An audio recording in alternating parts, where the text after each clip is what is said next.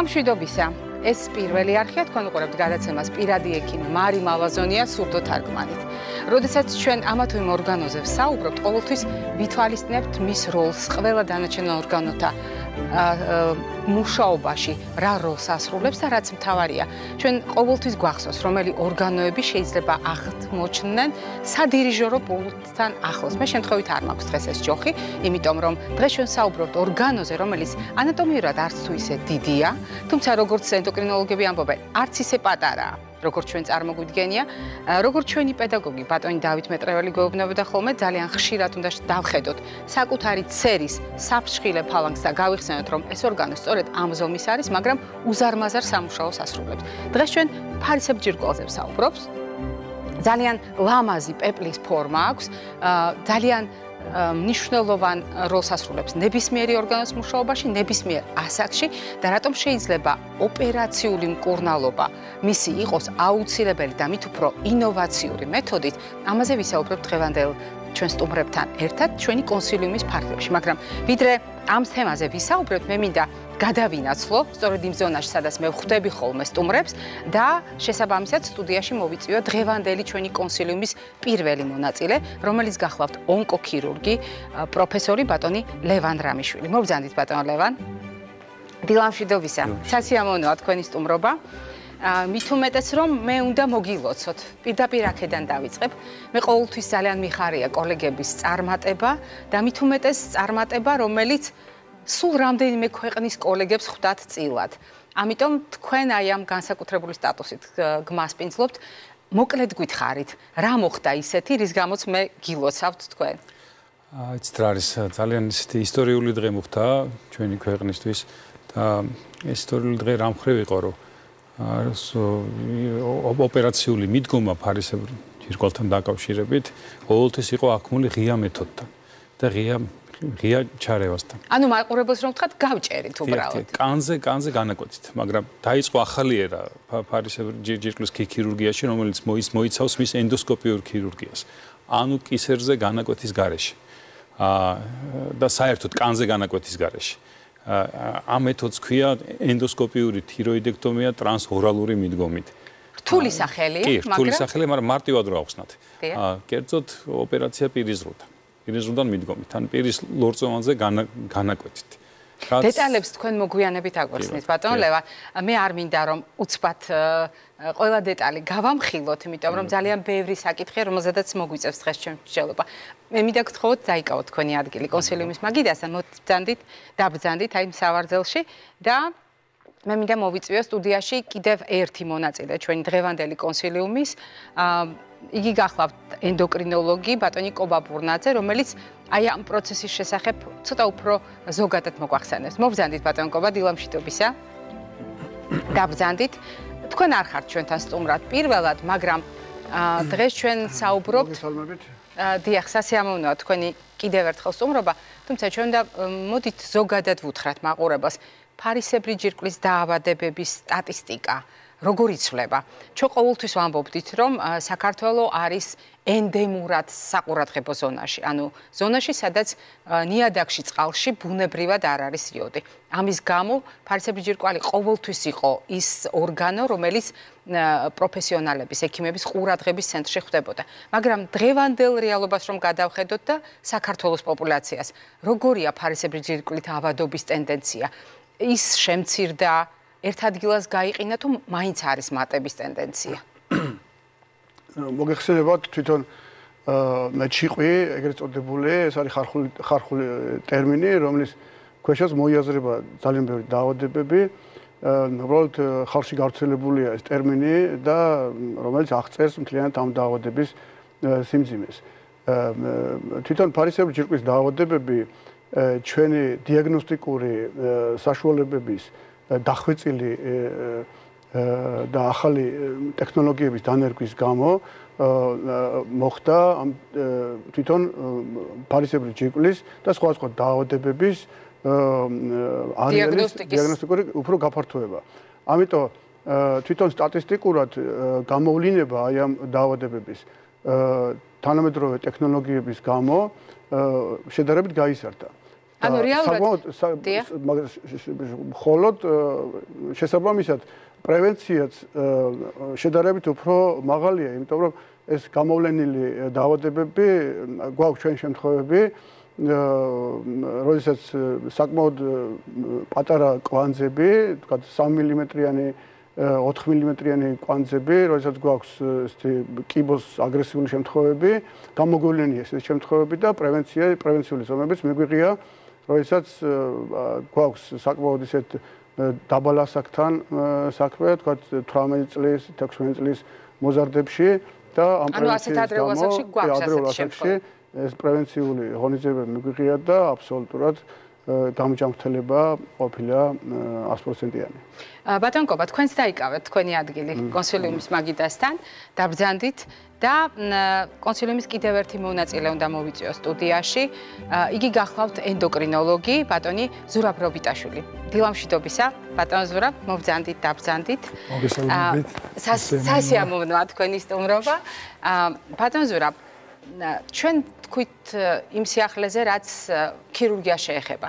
თქვით, რომ ფარისებრი ჯირკვლის დაავადებების დიაგნოსტიკა მკვეთრად გაუმჯობეს და ისევე როგორც ბევრი სხვა დაავადების და სწორედ ამ შესაძლებლობის დამსახურებით დღევანდელ მედიცინას შეუძლია გაცილებით ადრეულ ეტაპზე აღმოაჩინოს სხვადასხვა წარმონაქმნით ფარისებრი ჯირკვალში ან ეჭიმიად ტანოს ამა თუ იმ დაავადებაზე, მაგრამ როდესაც ვლაპარაკობთ ოპერაციულ მკურნალობაზე, ერთი ზოგადი კითხვა უნდა დაგისვათ.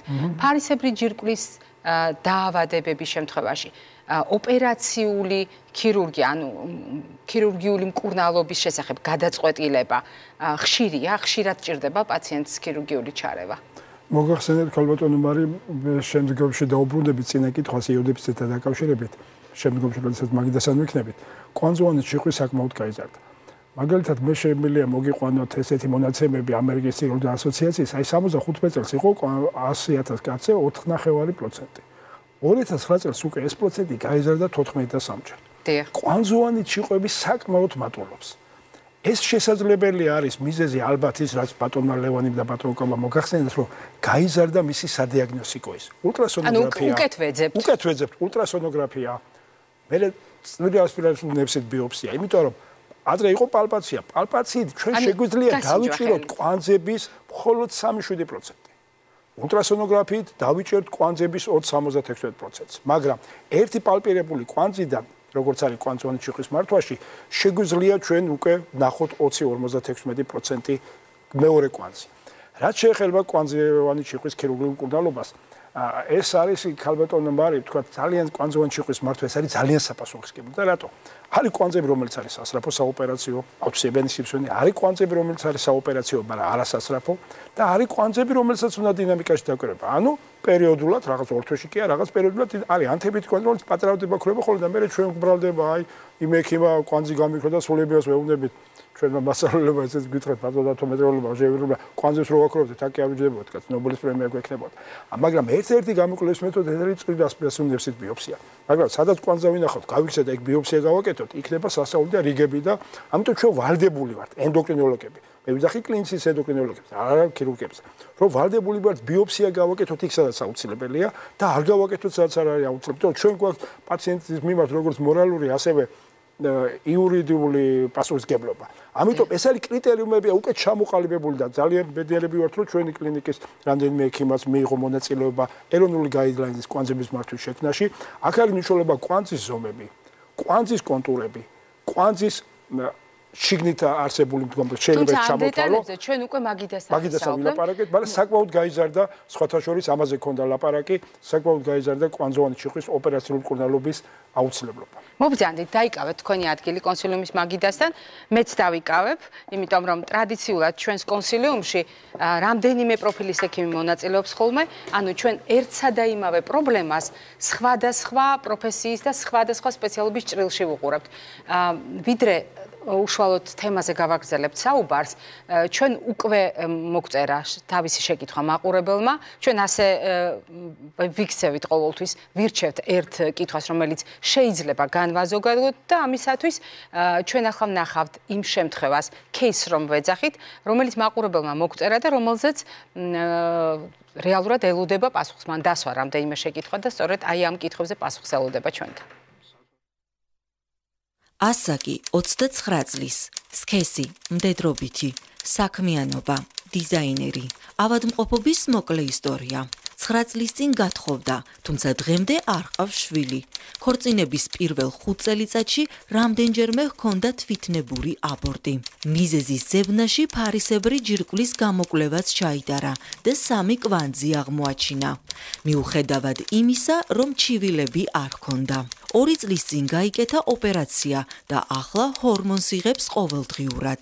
მაყურებლის კითხვა: ფარისებრ ჯირკვალში კვანძების არსებობა შეიძლება თუ არა გახდეს უშვილობის მიზეზი. რამდენად აფერხებს შვილოსნობას ფარისებრი ჯირკვლის ფუნქციის დაქვეითება.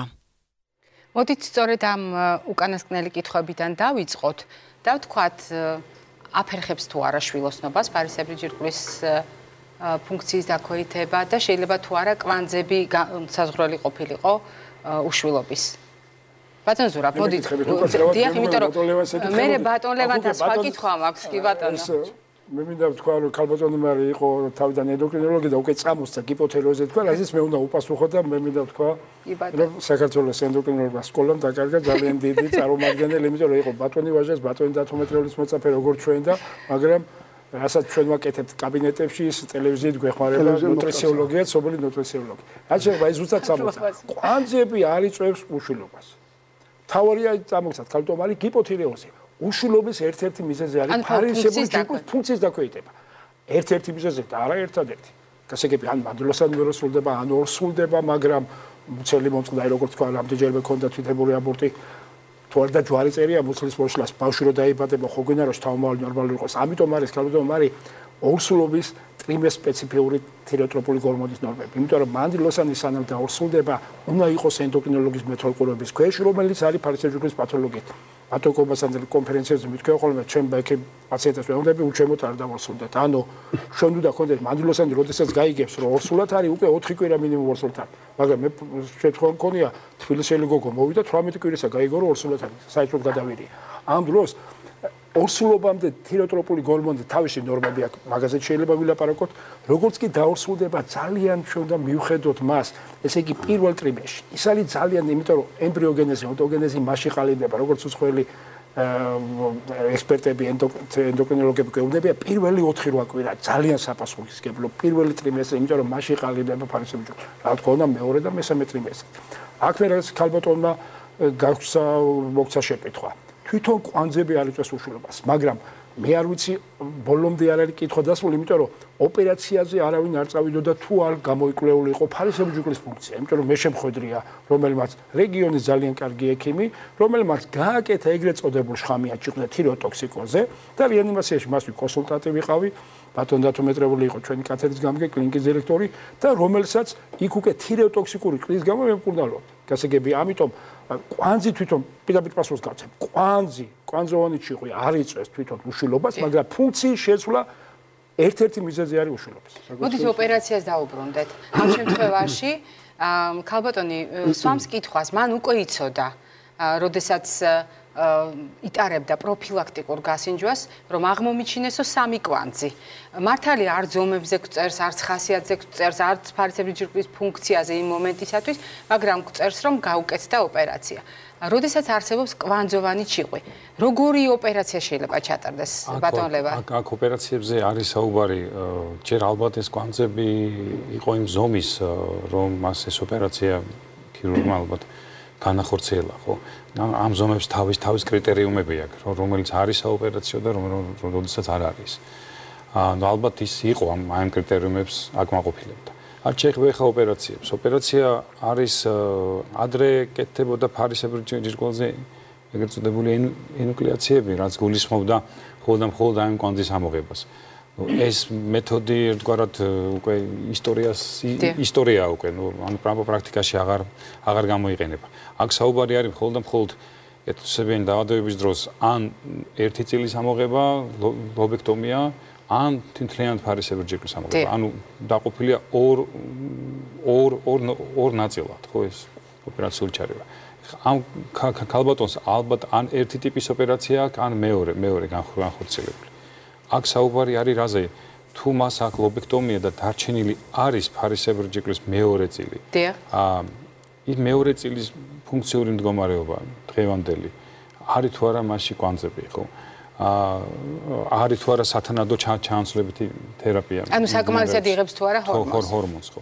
არის თუ არა ის აი ეუთიროიდულ მდგომარეობაში. ანუ წონასწორობაში. ეხლა ასევე მედიცინაში ერთგვარი გარღვევა მოახდინა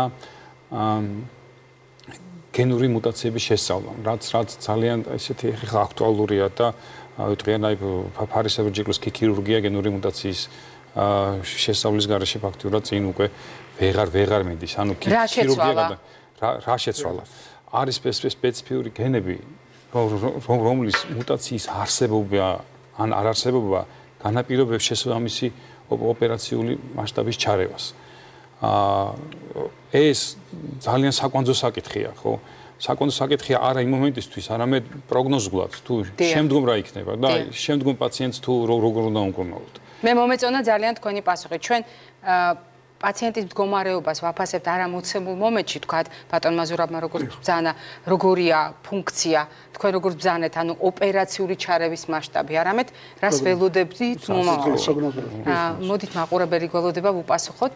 დილამშვიდობისა გისმენთ.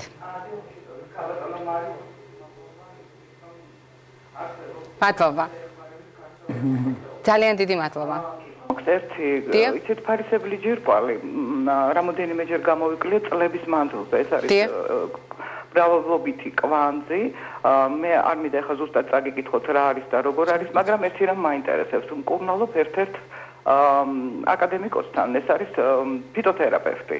და იცით მოცულობა შემცირდა ქალბატონო მარი და აი რამდენად შეიძლება რომ განვაგრძო მასთან მკურნალობა. კი ბატონო. საერთო მოცულობას გეტყვით მაყურებელი ეს ერთ უსტაგას. საერთო მოცულობა გახლავთ 14 მილიმეტრი. დიახ. აი ეს არის საერთო მოცულობა. არ გათიშოთ, ჩვენ გვაქვს კითხვები, დღეს კონსილიუმია, ამიტომ გვაქვს კითხვები. ბატონ ლევან. კვანძის მოცულობა შემცირებული თუ ფარისებრი ჯირკვლის საერთო. ანუ ფარისებრი ჯირკვალი შეიჭმოხნა თვითონ თუ ფარისებრი ჯირკვლის საერთო მოცულობა გახლავთ შემცირებული. კი ბატონო. კვანძის ზომა? და კვანძის ზომა? კვანძის ზომა გახლავთ სადღაც 3 მილიმეტრი. შეიცვალა კვანძის ზომა. დიახ, აბსოლუტურად ყველაფერი უკეთეს. კი ბატონო. ხომ არ გაქვთ თქვენ კითხვა? ისე ქალბატონო, თუ გაქვთ ანალიზი აღებული ფარისებრი ჯირკვლის ანტისხეულებზე, თიროპეროსიტი და თიროგლობულინი, ალბათ არის მომატებული. არა, აბსოლუტურად ყველაფერი ნორმაში გახლავთ. და ფუნქცია? ჩაწერილი გახლავართ, მივდივარ კიდევ გამოსაკოლევად და ეს ყველაფერი გახლავთ ნორმაში. ერთი კითხვაც თუ შეიძლება ფუნქციაზე არაფერი გითქვამთ. წონასწორობაში, ანუ ეუთიროიდულ მდგომარეობაშია, მომატებულია, დაქვეითებულია, როგორ არის ფარისებრი ჯირკვლის ფუნქცია? იცით ეს ზუსტად აღარ მახსოვს, მაგრამ კი ბატონო. მადლობა შეკითხვისთვის. შემცირდა. მოდით ჩვენ გადაცემაში გვაქვს ერთი კარგი ტრადიცია. არასოდეს კრიტიკულად არ ვაფასებთ უკვე დანიშნულ მკურნალობას ან გამიღებულ გადაწყვეტილებას. ჩვენ ვიმსჯელოთ, როგორი არის ასეთ შემთხვევაში სწორი მიდგომა და როგორია ჩვენი ვარაუდი პროგნოზთან დაკავშირებით, იმიტომ რომ დეტალები არ ვიცით, ამიტომ მხოლოდ ვარაუდობ. მოგახსენებთ ქალბატონო მარი, ჩემი ვარაუდს. მე წეგან ვთქვი, რომ არის კვანძები, რომელიც არის ანთებითი კვანძი, ქრონიკული აუტოიმუნური თიროიდიტის დროს და ეს კვანძები თვითონ თუ ეხლა არ არის თიროტროპოლოგიური ძალიან მაღალი და თუ თერაპიაში მაღალია, მაშინ ის ექსპრესირებს კვანძზე და როგორც ძის, როგორც კვანძს, ასევე თვითონ ფარისებრი ჯირკვლის. მაგრამ თუ არის აუტოიმუნური, შესაძლებელია ანტისხეულები არ არის მომატებული, ზუსტად აი ხელით გასინჯვა, გვეუბნებიან ეხოსკოპია როგორ არის სხულმარცვლოვანება, ეხოგენობა დაქვეითებული, მკრივი ფარისებრი ჯირკვალი, თვითონ როდესაც არის აუტოაგრესია, ფარისებრი ჯირკვლის ქსოვილის მიმართ. ეს იწვევს, შეიძლება იყოს როგორც გადიდებული, ანუ ჭიყვი, შეიძლება შეეცვლოს თვითონ პატარავდება ხოლმე ფარისებრი ჯირკვალი. და ფარისებრი ჯირკვალი იწვევს. ანუ დამოუკიდებლად მკურნალობისა. დამოუკიდებლად. თუ ეუთიროზია, მე არ ვიცახი თუ TSH-ში მაღალი. თვითონ პატარავდება და ამიტომ პატარავდება ხოლმე კვანძებით. მე კიდევ ერთხელ გავიმეორებ ქალბატონო, ძალიან კარგი რომ წარმატებულად მიდის თქვენი მკურნალობა და ფარისებრი ჯირკვალი კვანძები პატარავდება, მაგრამ ერთს გეტყვით. საბედიეროდ არის ანთებითი კვანძები, მაგრამ კვანძს თუ აქვს უნარი რომ გაიზარდოს იმას წინ ვერც ფიტოთერაპევტიკა არა, სოფლიოში ყველაზე ცნობილი ენდოკრინოლოგები ვერ ახუდგებიან, გამიგეთ გენცვალე. ამიტომ აი მოსულა ზუსტად მე და მარით მასწავლებელთან, დათომეტრეველთან ექიმები სხვადასხვა აი ბატონო დავით აი ეს გამოვიგონე მე აი ეს მასუსვა და იცი რა იყო დაინახე აი 7 კვანძი იყო და გაქრა იქ ის იყო კვანძები რომელიც ქალბატონო მარი ანთებითი კვანძებია რომელიც პატარავდება და შემდგომ ქრება ხოლმე გასაგებია და უბრალოდ ქალბატონს რომ არ არის აგრესიული კვანძები რომელსაც არის ძაში განთავა თქვენ ხომ არ გაქვთ განსხვავებულს ალბათ აქ საუბარი იყო შეფასდა კრიტიკული თვალით ეს კვანძიც რომელიც მასში იყო ამ ზომის არ ჩაითვალა ესე იგი თავისი ეხოსკოპიური აღწერილობით ალბათ რომ საჭირო იყო მისი ბიოფსიის წარმოება ანუ უფრო დეტალური შესწავლა და თან მისი ზომა ძალიან პატარაა სულ 3 მმ-ია ალბათ ეს არის კოლოიდური კვანძია თუ ან შეიძლება იყოს ანთებათიც ხო მე ვფიქრობ აბსოლუტურად ნორმალურად მიდის ჩვენი პაციენტის მკურნალობა და დინამიური დაკვირვების ქვეშ დგას ალბათ ენდოკრინოლოგის და რა ვიცი მე ვფიქრობ რომ ჯობია გააგრძელოს საკუთარ ანუ დაკვირვება აუცილებლად გჭირდება არ დამშვიდდეთ უფრო სწორედ არ შევშინდეთ მაგრამ მოვიქცეთ ყურადღებით. ბატონ კობა, მე მინდა დაუბრუნდე იმ ძალიან მნიშვნელოვან მოვლენას, რის გამოც მე ჩემი დღევანდელი საუბარი მილოცვით დავიწყე. ნებისმიერ საფეხურს მედიცინისა ჭირდება მომზადება და ტექნიკური მზაობა. იმიტომ რომ ერთია უნიკალური ოპერაცია, რომელიც ბატონი ლევანი აქ სტუდიაში შემოსვლამდე მიყვებოდა რამდენ ქვეყანაშია ჩატარებული და უნდა ვაღიაროთ რომ საკმაოდ მსუყედ მცხოვრებ ქვეყნებში ანუ იქ სადაც შეუძლია თამამად გაბედონ და ასეთი დონის ტექნიკა შეეჭიდონ იქნება ეს სამხრეთ კორეა თუ ამერიკის შეერთებული შტატები გერმანია ჰოლანდია და ხომ არაფერი გამომჩება იტალია და მათ რიცხვს შეემატა საქართველო ანუ რა გვჭირდებოდა ამისათვის როგორ მოვემზადეთ რომ ეს ოპერაცია ჩვენთან ჩატარებულიყო და რა რესურსი ჭირდება ასეთ ოპერაციას ნამდვილად ჩვენი კლინიკის საერთოდ კლინიკა არ დავასახელოთ დავისჯები ხო საერთოდ ჩვენი ექიმების ასე ვთქვათ მიმდინარე ჩვენი კოლექტივის არსებობა დაფუძნებულია ახალი ტექნოლოგიების განვითარებაზე და გვაქვს საკმაოდ სერიოზული ურთიერთობები, ძალიან მჭიდრო ურთიერთობები წამყვან კლინიკებთან, როგორც არის King's College ჰოსპიტალი, სოფლიოს ევროპის ენდოკრინოლოგთა საზოგადოება, მათი ბორდის წევრები და სხვა კლინიკები, უბრალოდ აღარ ჩამოთვლი. ბატონ კობა, რა გვჭირდება ჩვენ? ანუ რა არის საჭირო იმისათვის, რომ ასეთი დონის ოპერაცია ჩატარდეს?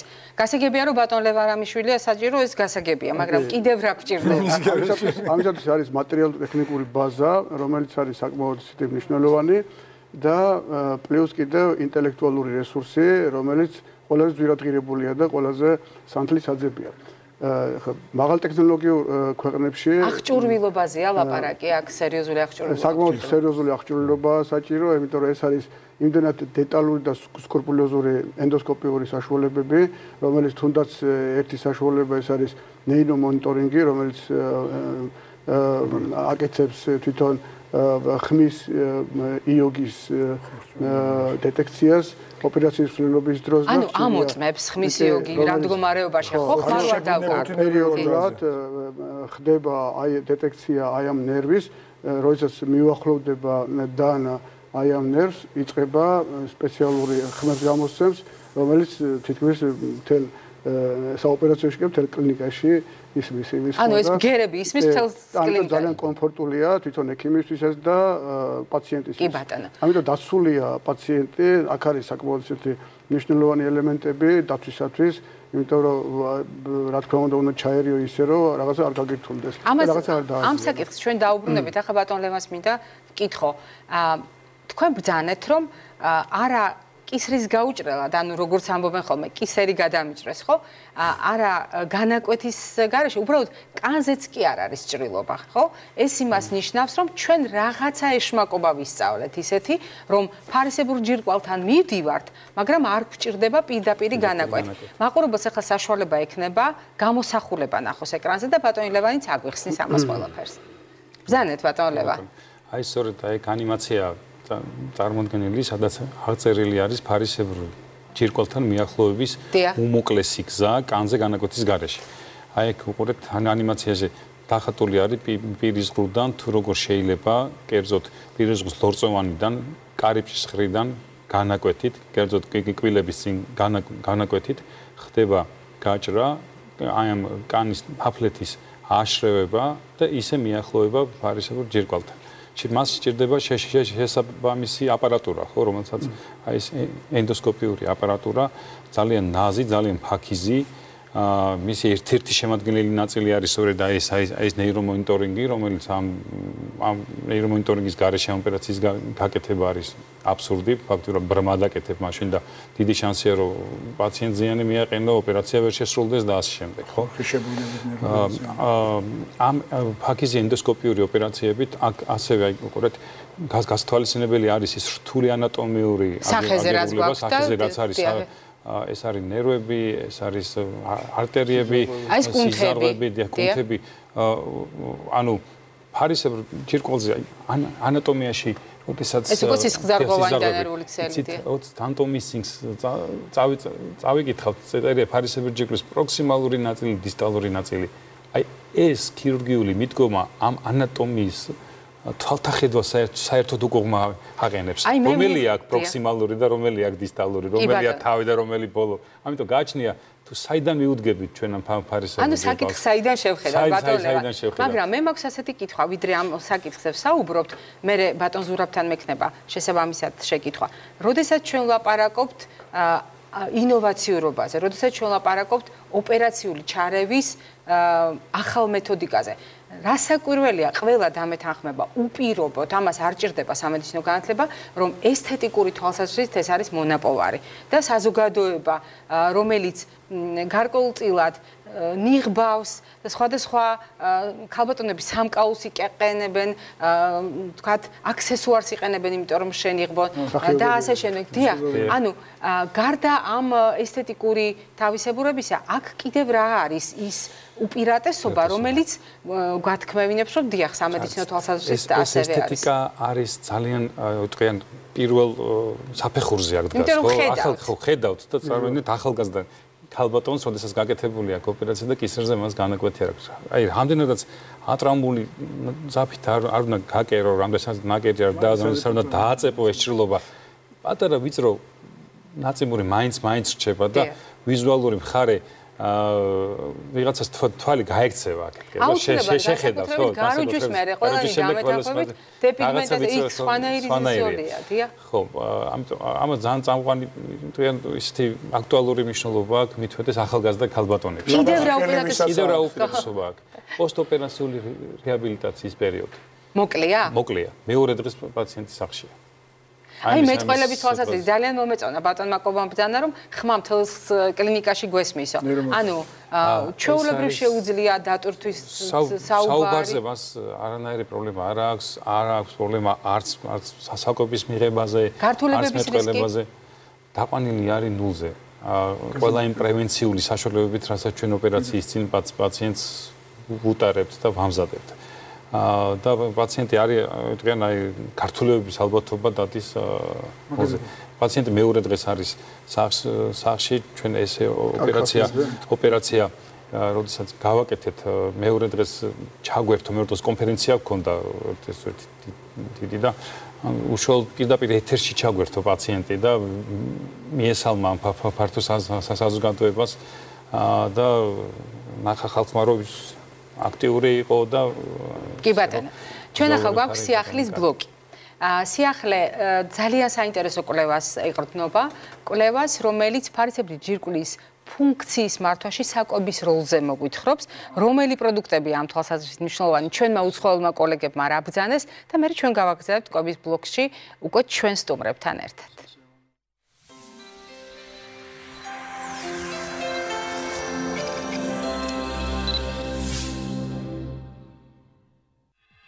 როგორ უნდა იკვებოთ ჰიპოთირეოზის დროს? ნუტრიციოლოგები გირჩევენ ჰიპოთირეოზის დროს მიირთვით ხევზი, რომელიც არის ომეგა-3-ის მდიდარი წყარო, მნიშვნელოვან როლს ასრულებს ჰორმონალური ბალანსის აღდგენასა და ფარისებრის გამართულ ფუნქციონირებაში. ჰორმონალური ბალანსის აღდგენას ხელს უწყობს ზღვის წყალმცენარეებიც, რომელიც მდიდარია იოდით. ჰიპოთირეოზის დროს ჯანსაღი წონის შენარჩუნებაში მაღალბოჭკოვანი საკვები დაგეხმარებათ. ხილი და ბოსტნეული მდიდარია არა მხოლოდ ბოჭკოთი, ამასთან არის ვიტამინების და ანტიოქსიდანტების მდიდარი წყარო. ხილი და ბოსტნეული უზრუნველყოფს კუჭნაწლავის ტრაქტის, გულისა და ტვინის ჯანმრთელობას, ამასთან აღადგენს ჰორმონალურ ბალანსს. ჰიპოთირეოზის დროს თავი უნდა აარიდოთ. ზედმეტად დაქლორილ წყალს, ასეთი წყალი აფერხებს იოდის შეთვისებას. მოერიდეთ გლუტენის შემცველ საკვებს. გლუტენი ზოგჯერ პირდაპირ კავშირშია ფარისებრსა და მასთან დაკავშირებულ პრობლემებთან, როგორიცაა ანთებითი პროცესების გაღვივება და ნუტრიენტების დეფიციტის შექმნა. ჰიპოთირეოზის დროს ნივთიერებათა ცვლის პროცესს აფერხებს შაქარი. შესაბამისად რთულია წონის კონტროლი. ამასთან ახლავს დაღლილობის შეგრძნება და ხასიათის ცვლილება.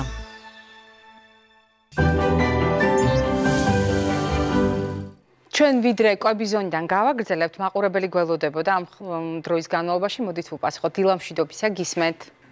ალო. დილამშვიდობისა? გისმენთ? კობა, გერაც. ალო. დილამშვიდობისა, გისმენთ ხალბატონო? ის კობა, გერაცვალე. ჩვენი სიაბაყე იყავი ყოველთვის და სულ წისვლა შეკოლეგებს მოგესალმება შენი მათემატიკის მასწავლებელი თავრიკო მასწავლებელი სულ წისვლა გერაცვალე შედა ჩემო სიაბაყე ჩვენო სიაბაყე ძალიან დიდი მადლობა წისვლა ქონოდეთ გერაცვალე მადლობა უღრმესი მადლობა რა სასიამოვნოა როდესაც ჩვენი პედაგოგები ჩვენით ამაყობენ ძალიან სასიამოვნოა უღრმესი მადლობა ქალბატონო წლოვანი ქალბატონი და ისევ მასწავლებლის პოზიციიდან. კი ბატონო, ძალიან სასიამოვნოა და განსაკუთრებით მოფერება, როდესაც გვეფერებიან მასწავლებლები. ჩვენ უნდა გავაგრძელოთ საუბარი კვების ზონიდან და მე გავაგრძელებ იმ სიახლიდან, რომელიც ჩვენმა კოლეგებმა კვლევის სახით შემოგთავაზეს. რაც საკვირველია, სასარგებლო პროდუქტები იყო დასახელებული, ჩვენ ამ თემას დავუბრუნდებით, მე იმედი მაქვს თქვენი ჩართულობით, თუმცა მე მინდა ყურადღება გაამახვილოს საზოგადოებამ იმ კვლევაზე, რომელიც უკავშირდება ონკანის წყლის, ანუ სასმელი წყლის უკიდურეს, ანუ გადაჭარბებულ დაქლორვას. რა საკურველია, დაქლორვა აუცილებელია, იმიტომ რომ უსაფრთხოება წყლის გულისხმობს ერთ-ერთ პროცედურად, რა საკურველია ქლორის გამოყენებას, მაგრამ აღმოჩნდა, რომ თუ ქლორის კონცენტრაცია დასაშვებ მაჩვენებელზე ბევრად უფრო მაღალია, მან შეიძლება საფრთხე შექმნას იოდის შეთვისებასთან დაკავშირებით, იმიტომ რომ ორივე არის ჰალოგენების ჯგუფიდან, ანუ ერთი ჯგუფი არის მენდელეევის პერიოდული სისტემის და ქლორმა შეიძლება დაგვიჩაგროს იოდი, რის გამოც შეიძლება ჩვენ ერთი შეხედვით ადეკვატურად ვაწვდით ეს ორგანიზმს იოდს, მაგრამ ორგანიზმში იოდის დამემკვიდრების, ანუ ჰორმონ წარმოქმნის პროცესში მისი ჩართულობის ხარისხი იყოს მაინც დაბალი და ეს არის გასათვალისწინებელი. მეორე, რაც იყო საუბარი, რაც იყო ნათქვამი ხორბალთან დაკავშირებით, უბრალოდ გლუტენთან დაკავშირებით, რომელიც არა მარტო ხორბალში, არამედ ნებისმიერ პურფუნთურ შეულში შეიძლება იყოს და მაგალითად გლუტენი შეიძლება იყოს მზასოუსებშიც, რომელსაც თქვენ ყიდულობთ, საწარმოო წესით დამზადებული იქნება ეს მაიონეზი, კეჩუპი, შეიძლება იყოს ნებისმიერ კონსერვირებულ პროდუქტში გლუტენი, მშრალ სუპებში და ასე შემდეგ. მოკლედ მე იმის თქმა მინდა, კიდევ პროცესირებულ პროდუქტებში, მაგალითად ზოგიერთი სახეობის ძეხვში, სოსისში იყენებენ გლუტენს როგორც დამატებულ კომპონენტს. ამიტომ გასათვალისწინებელია კავშირი, რატომ ვახსენეთ გლუტენი და ფარისებრი ჯირკვალი, იმიტომ რომ წეგან ბატონი ზურაბი საუბრობდა და მე მინდა ამ თემას დაუბრუნდე. ბატონმა ლევანმაც ახსენა ანტისხეულების თემა, არსებობს ავტოიმუნური თიროიდიტი, ანუ ფარისებრი ჯირკვლის ანთება ავტოიმუნური მექანიზმით გამოწვეული. და აღმოჩნდა, რომ ავტოიმუნური პროცესი თუ ერთ ორგანოში მიდის, შეიძლება ავტოიმუნური პროცესი მიდიოდეს სხვა ორგანოშიც, მაგალითად ფარისებრი ჯირკვალში ავტოიმუნური თიროიდიტი და მაგალითად გლუტენი გლუტენოპათია, ანუ გლუტენის აუტანლობა, ანუ ცელიაკია ნაწლავში. აი ასეთი დაწყვილება აღმოჩნდა თანამედროვე მედიცინამ დღეს ეს უკვე იცის. ამიტომ თუ ადამიანს აქვს პრობლემა და აღმოჩნდა ფარისებრივ ჯირკვალში ის საკითხი, ის დიაგნოზი, რომელზედაც მე თქვენ ახლა მოგახსენეთ, მაშინ აუცილებლად ნაწლავით უნდა შეფასდეს და ზოგიერთი პროდუქტის მიმართ მომატებული მგრძნობელობა და მაგალითად მეტეორიზმი ზოგიერთი პროდუქტის მოხმარების დროს ან დისკომფორტი მუცლის ღრუში უნდა სწორედ ამ ჭრილში შეფასდეს. ახლა მე მინდა დავუბრუნდე სასარგებლო პროდუქტებს და დავიწყებ ციტრუსებით. რატომ ციტრუსებით? იმიტომ რომ კვლევა მაჩვენა ზღვისპირეთში მოზარდი მცენარეები უფრო მეტი რაოდენობით შეიცავს იოდს, ვიდრე ზღვისგან მოშორებით და ეს ლოგიკურიც არის. ამიტომ კვლევების საფუძველზე დღეს ჩვენ შეგვიძლია ვთქვათ, ჩვენ ზღვისპირეთში მოყვანილი ჩვენი მამაპაპური ენდემური ციტრუსები არის უფრო მეტ იოდშემცველი და ჩვენი პოპულაციისთვის შესაბამისად უფრო სასარგებლო. ეს არის ნებისმიერ ციტრუსში და ნებისმიერ იმ პროდუქტში, რომელიც შეიძლება ზღვისპირეთში იზრდებოდეს. ეს არის გრეიპფრუტი, პორტოხალი, მანდარინი, კივი, ლიმონი. ამიტომ გაითვალისწინეთ, როდესაც ჩვენ საუბრობთ ხოლმე ქართული პროდუქტი მიირთვით, მარტო პატრიოტული, ასე ვთქვათ, საფუძველი, ანუ ჩვენი ქვეყნის მიმართ სიყვარული და სოლიდარობა ჩვენი თანამემამულეების მიმართ, რა თქმა უნდა, ეს მნიშვნელოვანია, მაგრამ მარტო ეს არ გვამოძრავებს, ასევე გვამოძრავებს თქვენ ჯანმრთელობაზე ზრუნვა, რომ სწორედ მეტი იოდი მივიღოთ. მაგრამ აქ მაქვს რამდენიმე პროდუქტი. ბატონ ზურაბ, მოდით ჩამერთეთ, რატომ მიდევს წინ მარილი? რატომ არის მნიშვნელოვანი ვიცოდეთ იოდირებული მარილის სწორი მოხმარება და რას ნიშნავს? მოგახსენებთ ზუსტად, აი ჩართვა მინდოდა ქალბატონო მარი, რომ საქართველოს იოდებიც წერა. 90-იან წლებში, როდესაც ჩვენ კლინიკის დასახელებას არ ვიწყებთ, როგორც ძალიან დავდიოდით კათედრა ბატონ ნათომედრელის ხელმძღვანელობით, აი რაჭაში, სვანეთში, თქვათ აჭარაში კამაზებით მოყავდათ ბავშვები გადიდებული ფარისებრი ჯირკვლით. აი მაშინ იყო ჯერ კიდე შეიქმნა ეროვნული პროგრამა იოდებიციტის ელიმინაციის აღმოფხვის, როდესაც რომ საქართველოში იოდიზირებულ მარილზე მეტი არ უნდა გაყიდულიყო არაფერი. ეს როგორც იქნა მიღწეული იქნა ენდოკრინოლოგების. კანონით არის ასე დადგენილი. კანონით არის დადგენილი, მაგრამ მე შეიძლება არ ვიცი, ალბათ შეიძლება იცით, ქალბატონ მარი და რამდენიმე წამყვანი კლინიკის ექიმება და იმათ ვიცით. სხვათა შორის ეს როგორც ახლა გვეუბნებიან რამდენიმე ენდოკრინოლოგი წამყვანი კლინიკები შევიკრიბეთ დაავადებათა კონტროლის ეროვნულ ცენტრში ბატონ ამირან გამყრელიძესთან და იქ იყვნენ მოწვეული თქვათ ორი ექსპერტი, ერთი ფიოდოროვი და მეორე სხვა გერმანელი არ დამავიწყეს, იმიტომ რომ ორი ჩატარდა უკვე კვლევა, ჯერ ერთი როგორ იყო მარილის იოდიზირება საქართველოში უკვე და როგორი იყო, თქვათ, გამოიკვლიეს ბავშვები 2006 წელს და ბოლო კვლევა ჩაატარეს 2017 წელს შარშან ზაფხულში. აქ იყო გამოკვლეული ბავშვების მერვე როგორც იყო 8 წლის ბავშვები. კლასერი შეიქმნა, სტრატა რამდენიმე, ერთი იყო სვანეთი, ერთი იყო აჭარა, ქალაქი, სოფელი, რეგიონი, თბილისი და გამოიკვლიეს ორსულები. როგორც აღმოჩნდა, იოდის მედიანა აღმოჩნდა ნორმალურად, ძალიან გავგვიკვირდა ჩვენ ენდოკრინოლოგებს. ანუ საშუალო მაჩვენებელი. საშუალო მაჩვენებელი, იმიტომ რომ ბავშვებში არის, თქვათ, 100-დან 300-მდე და ორსულებში არის 150-250. სულ გამოკლეული იყო, თუ არ მოვიწყდება 1200 ბავშვი. რა თქმა უნდა 8 წლის ბავშვები, იმიტომ რომ სტატისტიკურად ეს ამ მომენტში უნდა გავსაუბროთ და ორსულების 660 ორსული. და იოდის მედიანა იყო, იოდურის მედიანა იყო იდეალური. აქ ნახეს როგორც ბავშვების სახლიდან მოიტანეს. იოდიზირებული მარილი შეამოწმეს და ზუსტად შეესაბამებოდა იმ მაჩვენებელს, რაც დაიგეგმა მარილის იოდიზაციაში. ამიტომ ეს იყო ჩვენთვის ძალიან გაოცება, რომ საქართველოში ბატონი ამირან გამყრელიძე და მისი თანამშრომლები გვეუბნებიან და კვლევა ჩატარებული, რომელიც რამდენიმე ერთი თვის წინ მხოლოდ ვიწრო წლებში განვიხილეთ, ეხლა თებერვალში ვაპირებთ, რომ მთელი ენდოკრინოლოგები შევიკრიბოთ. ანუ საქართველოში ძალიან სასიამოვნოა ის ქალბატონი მარი, რომ იოდის დეფიციტი დამარცხებულია.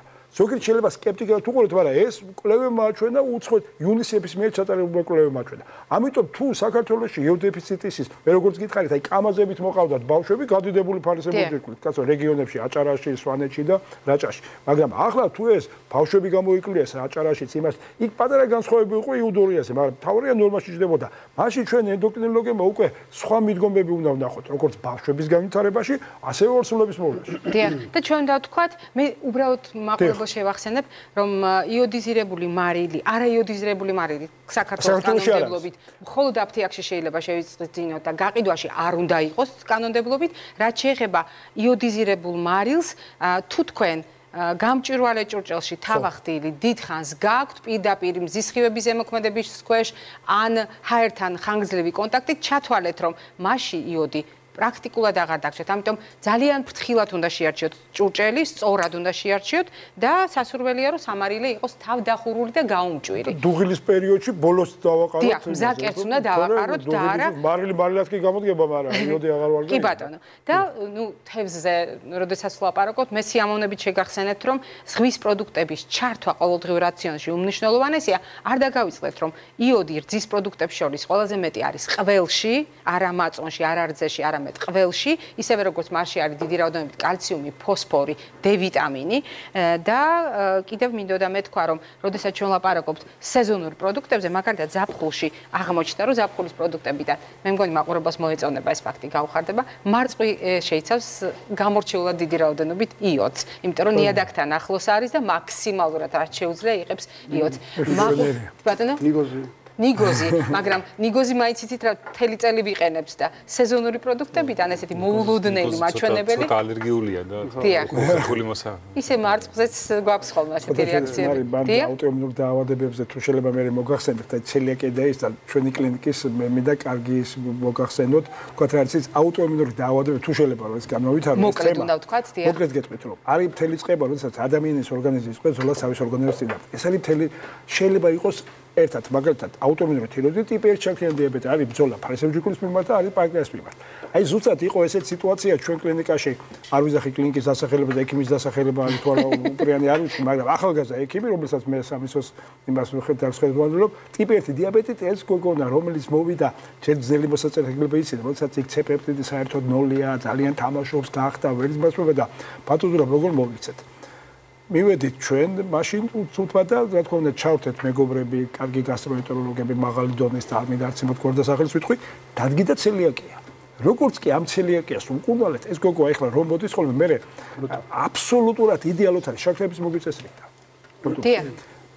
ეს გახსუქდა, მშვენივრად გახდა და აი რომ მოდის ხოლმე ვინა რომ გადაგვიხილოს და სხვათა შორის ეს кейსი გააგზავნა ახალგაზრდა ევროპის ენდოკრინოლოგთა ასოციაციის იმაში და მილანში წაიკითხა ძალიან მოწონება მოხდა ამ кейს ჩვენი ექიმის ახალგაზრდა ენდოკრინოლოგის მოხსენებით. თავარი არის ის რომ აი ამ პრობლემებს შორის არის კავშირი. მაყურებელი გველოდება და ბატონო კობა აუცილებლად გათქმევინებ. დილამშვიდობისა გისმენთ? ალო. გისმენთ? ეთერში ხართ ბატონო? გამარჯობა, ქალბატონო მარი, დიდი მადლობა რომ არსებობთ ძალიან მიყვარს თქვენი გადაცემა და აქტიური თქვენი მაყურებელი ვარ. დიდი მადლობა. ეხლა რაც შეეხება დღევანდელ თემას. დიახ. 2 წელია რაც აღმოვაჩინე რომ თურმე მქონია ფარისებრი ჯირკვლის პრობლემა. კვანტი მაქვს. მე მესტიიდან გაწუხებთ. ბოლო 25 წელია მესტიაში ვცხოვრობ. გულის პრობლემები შემექმნა და მითხრეს იქნებ ჩიმყვის ბრალი იყოსო და სწორედ შემთხვევით მივედი ენდოკრინოლოგთან. დიახ. აღმომაჩნდა კვანტი გამიგეთეს. ეხოსკოპია ფუნქციას გავიკეთე, ну მოკლედ ფუნქცია უკვე ორჯერ აქვს გაკეთებული ეხოსკოპია რამოდენიმეჯერ. დიახ. მოკლედ ექიმი მეუბნება რომ ну ზოგჯერ იმდენ სამას გავამიწერს ხოლმე მეშინია სწავლების დალევას. ეხლა ბოლო პერიოდში, ბოლოს რო ვიყავი, ბოლო ვიზიტის დროს 9 დასახელების წამალი გავამიწერა. ცალკე გულის სწავლებს ვან, ცალკე გლავკომა მაქვს, იმის სწავლებს ვან და ну მოკლედ twini მაქვს არეული უკვე რა გავაკეთო არ ვიცი. დიახ. ეს კვანტი ხან პატარავდება, ხან დიდდება, ზოგჯერ 16-ია, ზოგჯერ 18. და ну ხალხა ხუმრობით მეუბნებიან სვანი კვანტის გარეშე არ არსებობს, მაგრამ ჩემთვის ეს სახუმარო საქმე არ არის და მირჩიეთ რა გავაკეთო, ელთიროქსინს ვსვამ მუდმივად. კი ბატონო. D ვიტამინს ვსვამ, დეკორალს ქიმორალ სპორტეს და რა ვიცი კიდე რამდენი დასახელების წამალია და ბოლოს ყოველ 3 თვეში ერთხელ ან 6 თვეში ერთხელ მივდივარ მე მესტიდან ჩავდივარ თბილისში იქეთებ ანალიზებს ისევ ეხოსკოპიას და ასე შემდეგ და უკეთესობა არც უკეთესობა არ არის არც ვარესობა არ არის კი ბატონო ეს ვის ფუნქცია გამიკეთა და ვინც ეხოსკოპიას მიკეთებს ხოლმე დაიო იყოსო ეს კვანძი არაფერი პრობლემა არ არის უკაცრავად უნდა გკითხოთ უკაცრავად კითხვა მაქვს თუ შეიძლება თქვენ ბრძანებთ ჩვენ უნდა დავაზუსტოთ ფუნქცია შეფასდა ანუ სისხლი აიღეს და შეამოწმეს როგორ მუშაობს ფარისებრი ჯირკვალი თუ გაკეთდა ფუნქცია ანუ გიჩხვლით ეს მიჩხვლიტეს ორჯერ და რა დასკვნა იყო რა დასკვნა იყო ნუ მშვიდობა არისო მითხრეს შიდობა არა, დიაგნოზი იქნება. აუტოიმუნური თიროიდიტი. არა. თიროიდიტი კოლოიდური კვანძი ხო არ არის? გესმით ხო ჩვენი კითხვები? ბატონო ჩემო, თუ წაგვიკითხავთ იმ ბიოპსიის პასუხს, იქნება ძალიან კარგი. თუ არა შესაძლებლობა არა უშავს. სამწუხაროდ ეხლა ხელში არ მაქვს და კი ბატონო, გასაგებია. მადლობა, დიდი მადლობა. შემდეგი რახამს არ აყენებს თავის ენდოკრინოლოგია მის ოპერირების საკითხს სანტიმეტრ-ნახევრიან კვანძზე. ეს ალბათ არის კოლოიდური კვანძი, რომელსაც ჭირდება follow-up, დაკვირვება. ანუ კრიტერიუმი კვანძოვანი ისა კოლოიდური კვანძის ოპერირების არის დაახლოებით 2.5 სანტიმეტრი, 3 სანტიმეტრი. თუ გახდეს ხო კოლოიდური კვანძი, რომ მის ოპერირების საკითხი დააყენა. ანუ 2.5-ს უნდა გადაცდეს რა. ალბათ ამაზეა ეხა არიზდება. არიზდება ეს კვანძი და აკვირდება ენდოკრინოლოგი. თან არის გიპოთირეოში ალბათ და პარალელურად ამ ელთიროქსინს შენსვლებით ენა. დაასახელოთ დავისჩები. არა.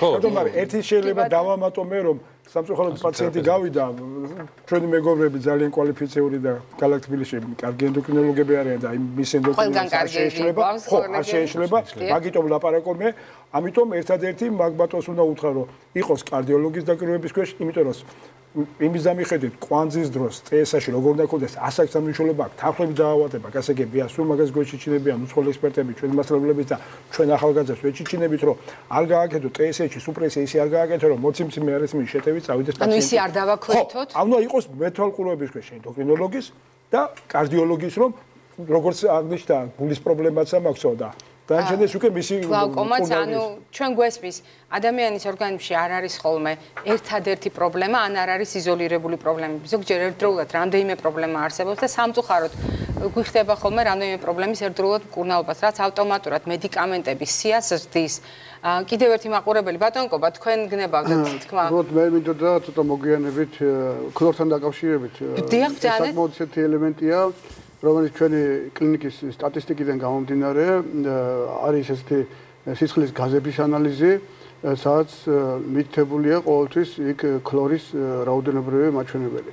და აი მასობრივად თითქმის მთელი მოსახლე ჩვენი პაციენტების დაახლოებით 80-90% ქლორი ყველას მაღალი აქვს. გამომდინარე, რომ ჩვენ ძალიან გვიკვირდა თავიდან ესეთი მაჩვენებელი, მაგრამ გამომდინარე იქიდან რომ ისინი მოიხმარენ ჩვეულებრივად წყალს, რომელიც ონკანიდან მოედინება და რომელიც უბრალოდ კონცენტრაცია დაქლორვის ალბათ საკმაოდ მაღალია. ანუ ჩვენ ონკანის წყლის წინააღმდეგ კი არ ვართ, უბრალოდ დაქლორვის ხარისხის მკაცრი კონტროლის მომხრეები ვართ. საკმაოდ მაღალია. ალბათ ეს ისეთი სტანდარტია, რომელსაც ჩვენ ვერ ჩავერევით ამ სტანდარტში, მაგრამ თვითონ ის პაციენტები, რომელთაც ჩვენ ვურჩიეთ, რომ გადასულიყვნენ ჩვეულებრივ წყალზე მათი ეს ანალიზი შემდგომში გასწრებდა. თუმცა, როდესაც ვლაპარაკობთ პლასმასის ჭურჭელთან დაკავშირებულ წყალზე, ამასთან დაკავშირებითაც ჩვენს გვაქვს სადაო პრობლემები, იმიტომ რომ მუდმივად პლასმასიდან ეს უბრალოდ ქლორთან დაკავშირებით მე უბრალოდ კიდევ ერთი მაყურებელი. დილამშვიდობისა გისმენთ? გესალმებით. მაქვს კოლოიდური კვანძი პატარა ზომის და ციაში არის ნორმასთან ახლოს. და გავიკეთე ბიოპსია ერთხელ და მაინტერესებს ბიოპსიის უკუჩვენება და რამდენჯერ უნდა გაკეთდეს ეს დაკვირვების მიზნით. მადლობა. კი ბატონო, ძალიან სწრაფად პასუხობთ ხო? follow-up-ი, დაკვირვება შეადგენს დაახლოებით 1 წელს, ან 1 წლის შემდგომ მან ეხოსკოპიით უნდა გადაამოწმოს თუ მისი ეკოლოგიური სტრუქტურა არ იცვლება, ანუ არ არის ეს სისხლოვარაგებელი კვანძი მაშინ ბიოპსიის საკითხს თვითონ ენდოკრინოლოგი არ დააყენებს და ალბათ არის ქირურგი. თუ შეიცვალა მისი ეკოლოგიური სტრუქტურა, ეს მაშინ უნდა ეჩვენოს აუცილებლად ქირურგს და ეს საკითხი ცოტა სხვა მიმართულებით წავალა.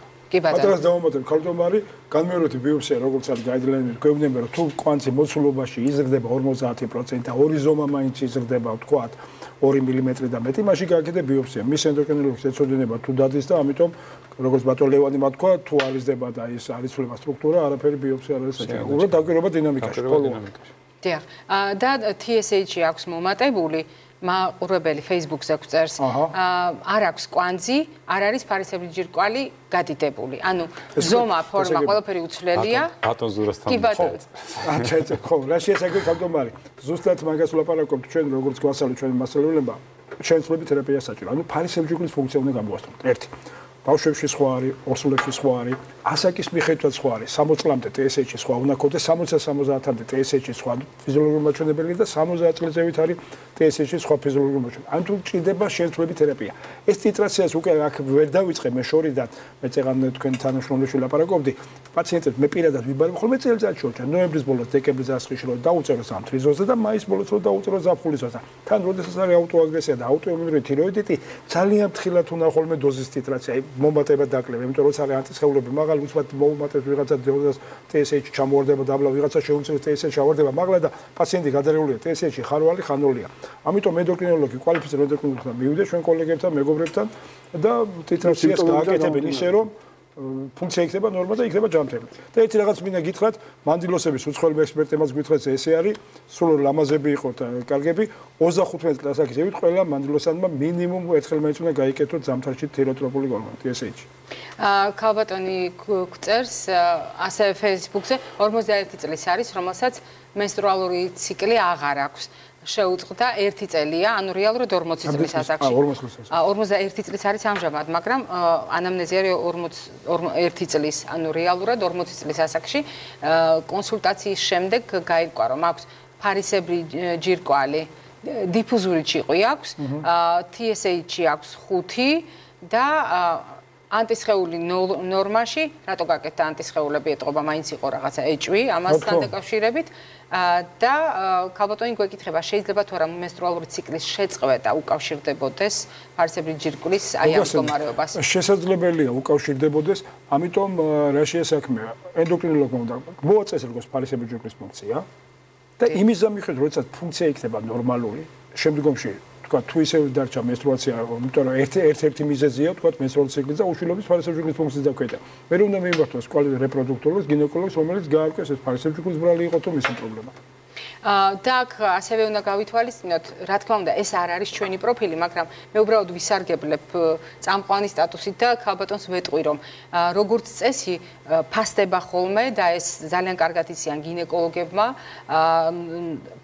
საკვერცხის ფუნქცია, იმიტომ რომ რა რესურსი აქვს საკვერცხეს, ეს არის მისი რესურსის ამოწურვის ხარჯზე განვითარებული პროცესი, თუ საკვერცხეს შენახული აქვს ეს ფუნქციები, რესურსი აქვს, მაგრამ რაღაცა გარედან, ანუ საკვერცხის მიღმა არსებული მექანიზმის გავლენით ის დაითრგუნა, ანუ ფუნქცია უბრალოდ დაითრგუნა, თუ ფუნქცია შეწყდა, ანუ აღარ მუშაობს საკვერცხი. აი ეს არის სუხანი არის, ინსულინ რეზისტენტობა არის, ყველა პარამეტრს ინსულინ რეზისტენტობიდან დაწყებული ყველაფერს აქვს მნიშვნელობა. მოკლედ ეს ყველაფერი შესაძლებელია. მე მინდა დაუბრუნდე ისევ დღევანდელი ჩვენი შეკრების თემას, მაგრამ ვიდრე შევაჯამებთ ამ საკითხთან დაკავშირებით რამდენიმე კითხვას დაგისვამთ, მე მინდა გაგახსენოთ როგორც ყოველდღე დღესაც თქვენ მოისმენთ ვიქტორინას. შეგახსენებთ ასევე რომ 8 თებერვალს მთელი მსოფლიო აღნიშნავს ეპილეფსიის საერთაშორისო დღეს. ჩვენ ყოველთვის ვეხმიანებით ხოლმე ასეთ თარიღებს და ამჯერად ჩვენი ვიქტორინა შეგახსენებთ იმ აუცილებელ ცოდნას, რომელიც უნდა გქონდეს ჩვენ ამ ცოდნას უნდა ვფლობდეთ იმისათვის რომ კრიტიკულ მდგომარეობაში ანუ ეპილეფსიური გულყრის პროცესში ადამიანთან ურთიერთობის დროს არ დაუშვათ შეცდომა არ ჩაუტენოთ პირშის წამლები არ დავიწყოთ სილის გარტყმა არ დავუბათ ენა და ასე შემდეგ მოკლედ მოვისმინოთ ვიქტორინის პირობა პირველი დახმარება ეპილეფსიური გულყრის დროს თუ თქვენს თვალწინ ადამიანს დაეწყო გულყრა დაცემის მომენტში მაქსიმალურად დაიცავით ტრავმისგან. მოაშორეთ ბასრის აგნები. ბინის პირობებში თავქვეშ ამოუდეთ რბილი ქსოვილი ან საგანი, მაგალითად ბალიში. ქუჩაში გამოიყენეთ ანალოგიური ნივთი, მაგალითად თქვენი ჩანთა ან ქურთუკი. კრუნჩხვის დასრულებისთანავე დააწვინეთ გვერდზე. შეუხსენით მჭიდრო სამოსი, რომ სუნთქვაში არ შეუშალოს ხელი. გამოიძახეთ სასწრაფო დახმარება. გულყრის დროს დაუშვებელია ადამიანისთვის ზიანის მომტანი აქტივობა. ამიტომ ნუეცდებით. ადამიანის შებოჭვას, შეკრული კრიჭის გახსნას, ენის დაჭერას, წამლების გამოყენებას. ადამიანის შეფხიზლებას წყლის ჭავლით, სილის გაწვნით ან ყურების სრესით. გახსოვდეთ, დიდი გულყრის დროს ადამიანი კარგავს ცნობიერებას. არ ახსოვს გადატანილი კრუნჩხვები. თქვენ უნდა უამბოთ მას მომხდარი ფაქტის შესახებ. აუცილებელია ექიმთან კონსულტაცია. თუ გულყრა პირველად განვითარდა, გულყრის შეტევა რამდენჯერმე განმეორდა, დაზარალებულს აქვს ტრავმები, დაზარალებულს რამდენიმე წუთში არ დაუბრუნდა ცნობიერება. სიცოცხლის გახანგრძლივება და არა გადამდებ დაავადებათა თავიდან აცილება შესაძლებელია. სწორი კვებით, რეგულარული ფიზიკური აქტივობით, თამბაქოზე უარის თქმით. აირჩიე ჯანსაღი ცხოვრების წესი. პირადი ექიმის რჩევით. და ჩვენ როგორც გვახსოვს, ყველა ის მაყურებელი, ვინც ამას იმახსოვრებს, ვინც ერთვება ჩვენს კამპანიაში აირჩევს ჯანსაღ ცხოვრების წესს, სწორად გასცემს პასუხს ჩვენს მიერ დასმულ შეკითხვებს, საჩუქრად მიიღებს კონცეპტუალურ პროდუქტებს, აი ამ ჩანთით, რომელსაც აწერია მე ავირჩიე ჯანსაღი ცხოვრების წესი და ეს კონცეპტუალური პროდუქტები გახსოვთ მინის ბოთლი, პლასტმასის ბოთლის ნაცვლად, რადგან მინის ბოთლი არ შეიცავს ბისფენოლს, აგრეთვე ქსოვილის ჩანთა, რომელიც არის ბიოდეგრადირებადი, ანუ ნადგურდება ეს პროდუქტი, განსხვავებით პოლიეთილენის პარკისგან და უსაფრთხოა ჩვენი პროდუქტებისათვის გარემოსთვის. გარდა ამისა, ჩვენ გთავაზობთ გაიხსენოთ მამაპაპური ტრადიცია და საკვების მომზადების დროს გამოიყენოთ ხის კოზი, იმისათვის რომ კერძის მომზადების დროს არ დავკარგოთ აუცილებელი საკვები ნივთიერებები, ანუ ნუტრიენტები და ასევე მამაპაპური ტრადიციული ნატურალური მასალისაგან 4 სტიქის შეჯერებით მიღებული პროდუქტი თიხის ფიალა, რომელიც ძალიან კარგი დოზიმეტრია არა მარტო ალკოჰოლური სასმელისათვის, არამედ ნებისმიერ ჯერზე ულუფისათვის. ენდოკრინოლოგებმა ეს ძალიან კარგად იციან, რამდენად მნიშვნელოვანია მაგალითად შაქრიანი დიაბეტის მართვა დოზის კონტროლით. ამიტომ ნებისმიერ შემთხვევაში დიახ ძალიან კარგია ამ პროდუქტების გამოყენება და მე იმისაც რომ შევაჯამო ვიწყებ კითხვების დასმას, ხო? ბატონ ლევანთან უნდა დავსვა ეს კითხვა, რადგან დღევანდელი ჩვენი შეკრების მაპროვოცირებელი იყო ბატონ ლევანის მიერ ჩატარებული უნიკალური ოპერაცია. ბატონ ლევან, ყველა შეიძლება თუ არა ჩაუტარდეს ეს ოპერაცია, ანუ ჩვენებას რომ ამბობთ ხოლმე, კრიტერიუმებს რომ ვეძახით. არსებობს რამოდენიმე კრიტერიუმი, რომელიც უნდა გამოვრიცხოთ. ეხლა რა არის გამოსარიცხი? პირველ რიგში არის ტოქსიური ჭიყვები, რომელიც ამ დროს საუნდტრეკის გაკეთება. ხო, კიდევ როდის არ ვაკეთებთ? თიროიდიტების დროს, ანუ ფარისებრი ჯირკვლის წავი ანთებების დროს. ეს არის გამოსარიცხი. ასევე გავრცელებული ფარისებრი ჯირკვლის ავცებიანი სიმსივნეების დროს, გავრცელებული დროს, რომელსაც ჭირდება ლიმფადენექტომია და უშუალოდ 4 რეგიონის, 3 კისრის 4 რეგიონის, 3 რეგიონის, ანუ თანხლები პროცესია ფარისებრი ჯირკვლის ამოღებაც. აი ეს არის გამოსარიცხი და ბოლო არის ფარისებრი ჯირკვალში არსებული კვანძის ზომა. ზომა არ უნდა აღემატებოდეს 4 სანტიმეტრს. 40 მილიმეტრს. 4 სანტიმეტრის ზემოთ ფიზიკურად მის ამოღება არის რთული. აი კრიტერიუმებში უნდა შედება. და ლამაზი ყელი უნდა ქონდეს. ეს ჩვენ გავალამაზ. აუცილებლად, რა თქმა უნდა.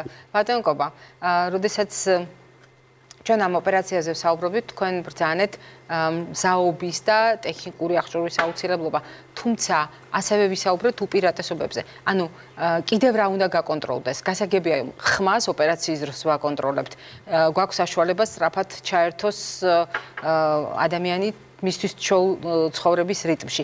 კიდევ რა პარამეტრებია ისეთი, რასაც ჩვენ ვაკონტროლებთ ასეთ დროს და უნდა ვიცოდეთ? ამ დროს რა თქმა უნდა იქ ანესთეზიოლოგი ერთვება, იქ არის საკმაოდ ისეთი მიმდინარეობა, რომელიც აკონტროლებს თვითონ ანესთეზიოლოგი ყველაფერს, პლუს კიდევ რეანიმაციული მდგომარეობა, მაგრამ ეს იმდენად ხანმოკლეა და იმდენად კომფორტულია თვითონ პაციენტისთვის, რომ პაციენტი ამას ვერ გრძნობს და მეორე დღეს მიდის სახლში აბსოლუტურად თითქმის ჯანსაღად. ჩავერთვებ კიდევ დღეს რა უპირატესობა აქვს ამას. დიახ, მოკლედ, თორე დაგვიჟია. რეანიმაციაში დაყოვნების პერიოდი სულ რაღაც 2 საათია მეტია.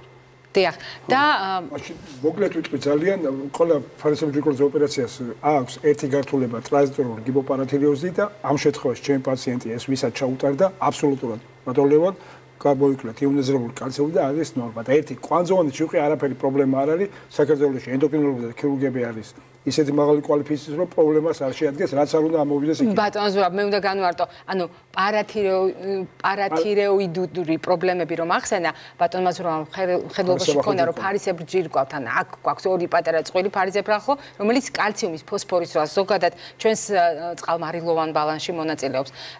ჩვენ უნდა მადლობა უთხრათ დღევანდელი კონსილიუმის მონაწილეებს. იმ თანმიმდევრობით წარმოადგენენ როგორც შემობრძანდნენ ჩვენთან სტუდიაში ონკოქირურგი პროფესორი ბატონი ლევან რამიშვილი, ენდოკრინოლოგი ბატონი კობა ბურნაძე, ენდოკრინოლოგი ბატონი ზურაბ რობიტაშვილი ბრძანდებოდნენ დღევანდელი კონსილიუმის მონაწილეები. ჩვენ ხვალ შეხვდებით ერთმანეთს და გავარკვევთ, რატომ შეიძლება კუნთების სისუსტის მიზეზი აღმოჩნდეს კერდის უკან მდებარე ერთი ჯირკვალი. ძალიან საინტერესო საკითხია, გირჩევთ მოისმინოთ ეს გადაცემა, ხვალამდე გემშვიდობებით. ნახვამდის ღირსებას გისურვებთ.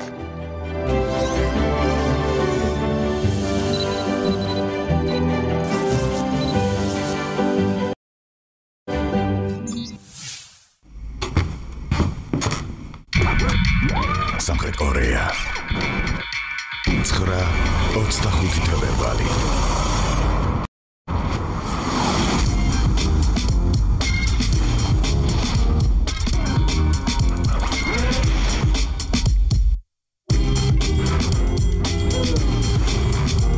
სამთრის ოლიმპიური თამაშები 2018 პირველ არხზე ცოტა ხნის წინ დავადგინე რომ მარტინი ბებია ქალის ფილმი